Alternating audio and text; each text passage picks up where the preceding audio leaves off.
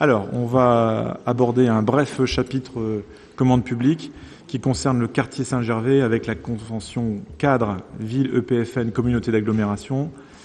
Philippe, tu te charges de rapporter, si tu veux. Non, c'est l'autre Philippe. Ah, c'est l'autre Philippe, pardon. Oh oui, c'est pas un souci. Alors, il s'agit bien d'une convention cadre tripartite entre la ville, l'établissement public foncier de Normandie et la communauté d'agglomération, Mont-Saint-Michel-Normandie. Alors, la thématique, c'est le groupement de commandes, concessions publiques d'aménagement avec la commune d'Avranches pour, tu l'as dit, le quartier Saint-Gervais. Alors, vu le Code général des collectivités territoriales et notamment les articles indiqués, vu le Code de l'urbanisme, vu l'ordonnance 2018-1074 du 28 novembre 2018 portant partie législative du Code de la commande publique, vu le décret 2018-1075 du 3 décembre 2018 portant partie législative du Code de la commande publique, vu les concessions publiques d'aménagement nécessitant deux phases obligatoires avant d'engager la phase opérationnelle, comprise comme la désignation de l'aménageur censé assurer les premières acquisitions et la phase avant-projet opérationnel, à savoir, alors on revient aux deux phases obligatoires, une phase d'étude préalable visant à la détermination du périmètre précis de l'opération, de son équilibre budgétaire, à la définition du portage, du risque financier, à l'étude contrainte propre au périmètre, contexte foncier, environnemental. Et l'autre phase, une phase de consultation de l'aménageur via les règles appropriées à la commande publique. Vu le périmètre de l'étude, il s'agit donc de l'îlot Batel et l'emprise foncière projetée de la future médiathèque. Considérant que les deux options ont été travaillées, inscrire l'ensemble du périmètre de l'étude préopérationnelle, c'est-à-dire tout le quartier latin, ou se circonscrire à l'îlot Batel ainsi qu'à l'emprise foncière projetée de la future médiathèque, pour des raisons de délai, d'efficience et de seuil de passation, il est proposé la seconde option, c'est-à-dire on s'en tient à l'îlot Batel et à l'emprise future de la médiathèque. Considérant la présence de 2 maîtres d'ouvrage pour l'ensemble de l'opération de la communauté, la communauté d'agglomération pour la partie médiathèque et la ville d'Avranches pour la partie îlot Batel, considérant la proposition de mise en œuvre d'un groupement de commandes sous maîtrise d'ouvrage unique, on parle d'ouvrage unique, avec une contribution prévisionnelle 50-50, réglée par le versement de 2 acomptes au tiers du prévisionnel, révisable in fine au prorata de l'équilibre prévisionnel de l'opération. Ainsi, si la phase étude préalable détermine un coût prévisionnel net de travaux s'établissant à 60%, médiathèque, 40% ville, la contribution à l'étude devra être rééquilibrée.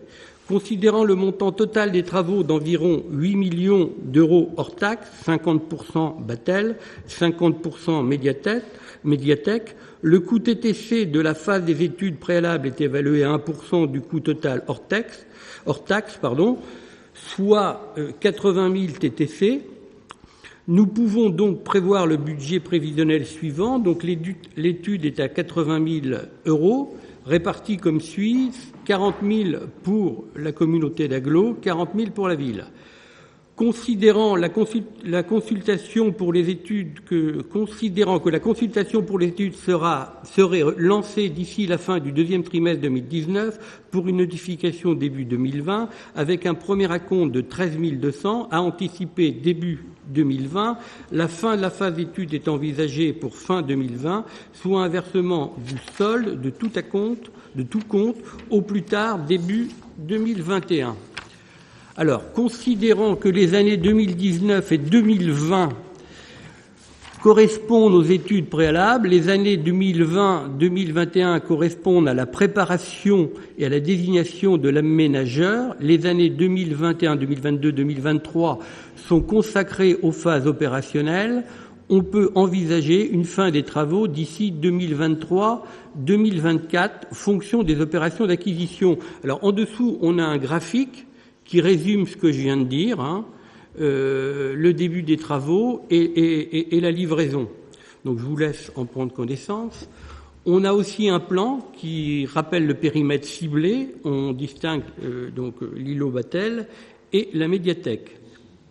Alors, il est proposé au conseil municipal, après avis favorable de la commission des finances, d'autoriser la signature de la convention constitutive de groupement de commandes avec la communauté d'agglomération Mont-Saint-Michel-Normandie et l'EPF de Normandie, d'autoriser la signature des marchés à intervenir, de désigner dans les conditions de l'article L.300-9 du Code de l'urbanisme un membre titulaire et un membre suppléant pour siéger au sein de la commission spécifique du groupement. Voilà. Merci Philippe. Alors moi je voudrais faire une remarque concernant la notice. Donc le quartier latin n'existe pas en tant que tel. C'est le quartier Saint-Gervais. Oui, ça a été inscrit quartier latin. Oui, mais c'est une erreur. Saint-Gervais en effet. Éventuellement le quartier gallo-romain si on veut faire chic. Oui. Le quartier latin c'est le nom d'une association d'habitants du quartier. Mais le quartier s'appelle bien le quartier Saint-Gervais. On va corriger. Ça c'est important. Y a-t-il des remarques ou des questions? Monsieur Huette. Une somme prévisionnelle de 8 millions d'euros, sans qu'il soit donné de précision, nous apparaît complètement démesurée. Ça doit représenter 3 budgets d'investissement de la ville d'Avranches. Donc nous voterons contre. Très bien, en prenons bonne note. Y a-t-il d'autres questions ou d'autres remarques concernant cette proposition donc, de partenariat avec le PFN? Bien sûr, il s'agit d'une étude, bien entendu. Là, c'est le début en fait d'une démarche que nous engageons. De manière partenariale, alors je vais redire ce que j'avais pu indiquer lors du conseil communautaire, du dernier conseil communautaire, auquel plusieurs d'entre nous ont pu participer, mais pas tous les élus communautaires d'ailleurs.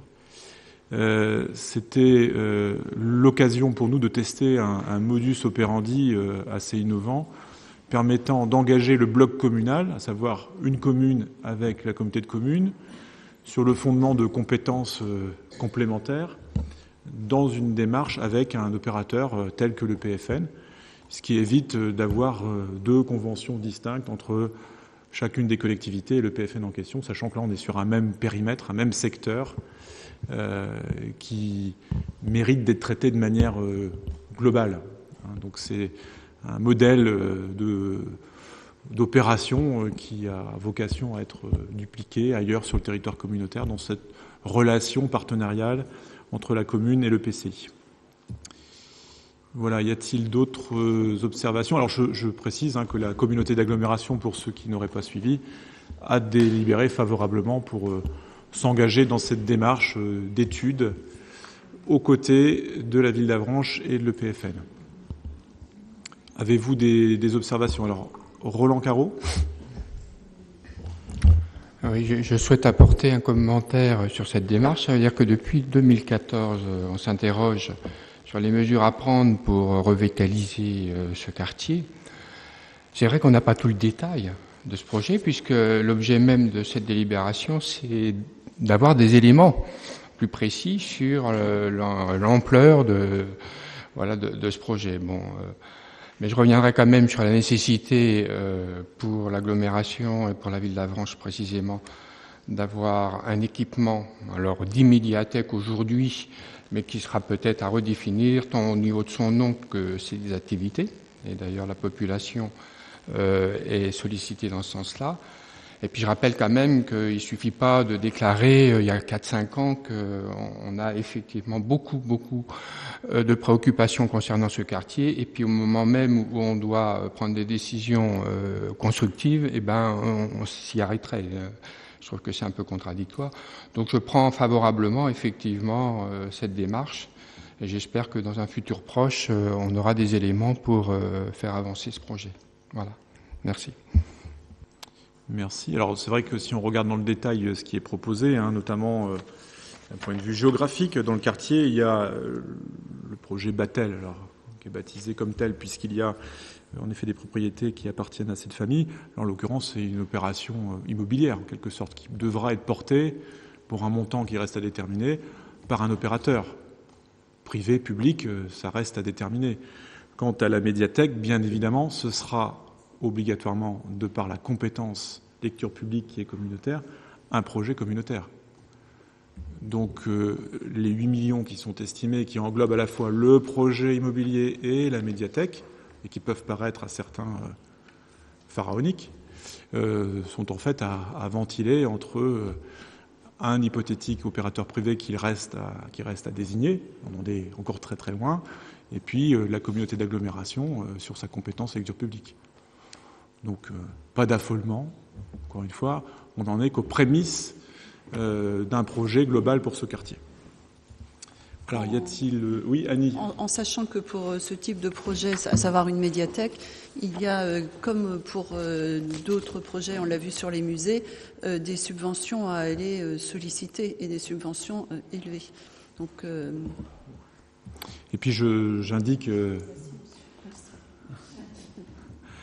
aussi à l'Assemblée qu'il y avait samedi matin un atelier organisé à la médiathèque avec notre élu communautaire délégué à la lecture publique qui n'est autre qu'Annie Parent et puis plusieurs personnes présentes dans la salle, une séance de travail, de réflexion autour de ce que pourrait être à l'avenir cet espace qu'on appelle médiathèque aujourd'hui, mais qui pourra demain accueillir d'autres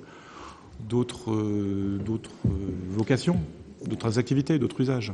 Donc on en est à la fois aux prémices d'une étude opérationnelle de rénovation du quartier, mais aussi prémices d'une réflexion sur les usages futurs de cet équipement culturel. Nicolas Ferreira. Oui, effectivement, on en est aux prémices parce que je ne parle pas de l'îlot Batel, je me concentre sur la médiathèque. Il y a un périmètre qui ne dépend pas totalement de la collectivité, c'est l'acquisition de bâtiments annexes. Donc effectivement, on peut imaginer, là, on pourrait souhaiter que ces acquisitions aillent à terme. Si ce n'est pas le cas, j'imagine que rien n'est gravé dans le marbre et qu'il faudra aussi imaginer un autre lieu pour un développement de cette médiathèque. Par contre, j'imagine qu'on est tous d'accord pour dire qu'Avranches a grandement besoin d'une médiathèque renouvelée, moderne du XXIe siècle. Voilà, on en est au début de la réflexion. Hervé Lenné et François ? Non. Ah non, Hervé. Oui, on l'a dit, mais je souhaite le répéter.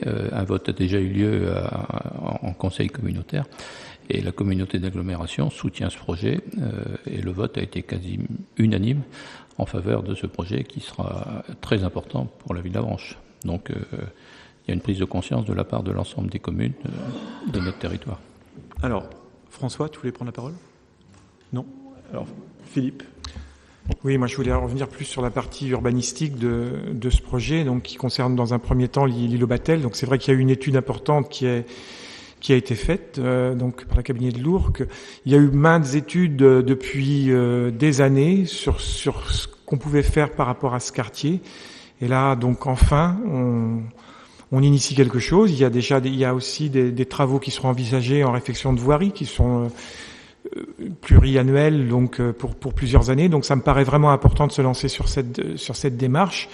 Et oui, je pense qu'il ne faut pas se faire peur sur les sommes en jeu, puisque on sait très bien qu'une opération immobilière, ce n'est pas la ville qui sera meneuse sur ce projet. C'est la ville, elle est là pour permettre à ce qu'il se produise quelque chose, elle initie, mais après il faudra bien sûr des partenaires privés pour le réaménagement de tout un îlot et aller justement vers un habitat. On sait que dans le quartier Saint-Gervais aussi, il y a des difficultés d'habitat, de la vacance, et donc c'est là une possibilité nouvelle pour la ville de se lancer vers ces objectifs-là, dont tout le monde, il me semble, majorité opposition, se fait l'écho. Donc là, et avec l'OPA qui sera programmé à partir de l'année prochaine, je pense que là, on va avoir plusieurs outils importants pour faire vraiment permettre à ce quartier de ne pas sombrer et au contraire de se réveiller.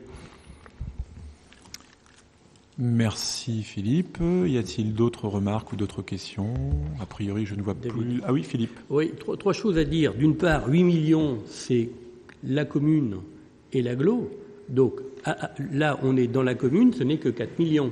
Non, mais attends, même pas, moi je m'inscris en faux. Parce que c'est ça que je comprends pas. Non, c'est 8 millions. Alors, déjà, c'est une somme totalement... Ouais, vas-y, explique, parce que j'ai un souci, là. C'est en gros, si on imagine une opération immobilière et donc à vocation résidentielle et la médiathèque, on imagine que tout puisse coûter 8 millions d'euros.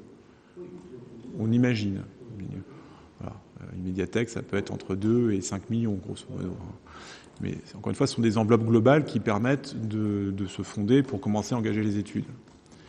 Dans ce qui a été dit par Philippe notamment, sur le volet immobilier, enfin sur le volet résidentiel, ce ne sera pas la ville qui portera, bien évidemment, ce sera un opérateur privé. Donc, encore une fois, les masses qui sont données ici sont totalement indicatives et permettent simplement d'engager la réflexion dans le cadre des études. Il ne s'agit pas d'investir 8 millions d'euros à l'échelle de la ville. D'ailleurs, je ne vois même pas à quel titre nous pourrions investir en tant que commune, puisque la compétence secteur public, ce n'est pas nous qui l'avons. Alors, on pourrait très bien imaginer, cela dit, comme ça peut se faire dans certains cas, que la ville d'Avranches vote un fonds de concours au moment venu pour favoriser l'émergence du projet, mais on n'en est pas là. Bien, écoutez, si nous avons fait le tour de la question, je vous propose de passer au vote. Pour pouvoir engager la ville dans le cadre de cette convention cadre ville EPFN, communauté d'agglomération, y a-t-il des votes contre? Alors nous avons 6 votes contre. Y a-t-il des abstentions? Je n'en vois pas, donc majoritairement nous adoptons cette question numéro 33.